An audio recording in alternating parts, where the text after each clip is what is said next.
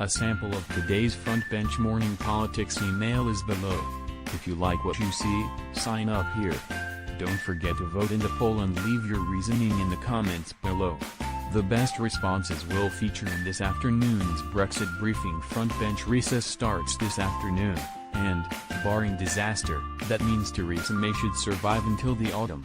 You may all exhale.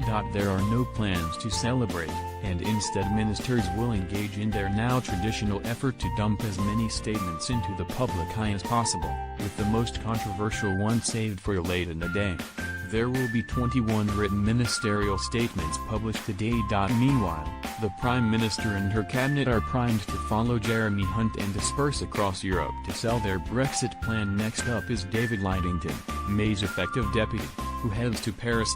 Yet, despite the all-encompassing behemoth that is leaving the EU, other things do sometimes happen in government. Life beyond Brexit. The timing of the cabinet's visit to Gateshead yesterday, to show that the government has heard of a place called the North, turned out to be rather unfortunate or perfect, depending on your view. First, in a rather self-inflicted blow to message discipline and right in the middle of the cabinet's excursion, it was announced that Newcastle Gateshead had missed out on hosting a Channel 4 Creative Hub.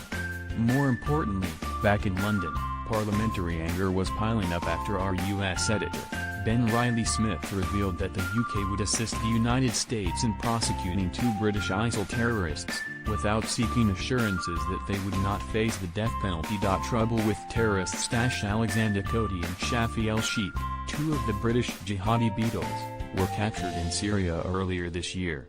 They were stripped of their British citizenship, which makes it difficult to return them to the UK for trial, something the government is reluctant to do anyway, especially as there may not be enough evidence to prosecute one of the 2.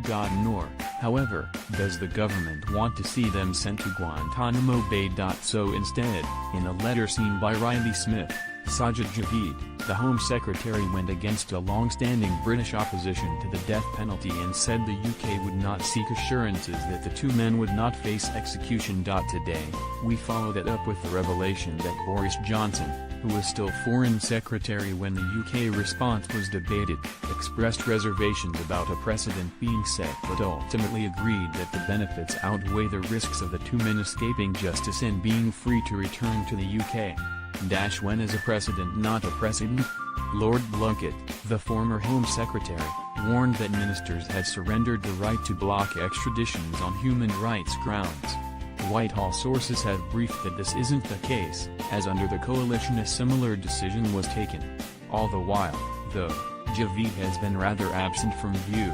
The cabinet road trip meant that it was the Security Minister, Ben Wallace, who responded to an urgent question in the Commons.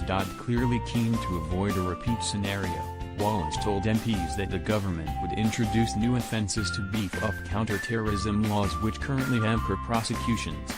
Those who visit no-go areas such as Syria will face automatic prosecution under the new laws. That might also result in an increase in sentence lengths, which currently average just 5 years for former ISIL fighters.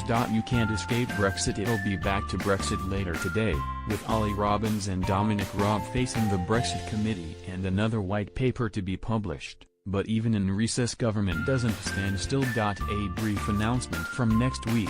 Frontbench will be switching to a weekly recess update, written by my colleague Verity Ryan. Every Thursday she'll catch you up on the latest from Westminster. I'll be back, with Parliament, in September. Like what you read? Sign up here to receive the Frontbench newsletter in your inbox every weekday morning. Your politics newsletter, Frontbench, direct to your inbox, every weekday morning. Sign up, view newsletter.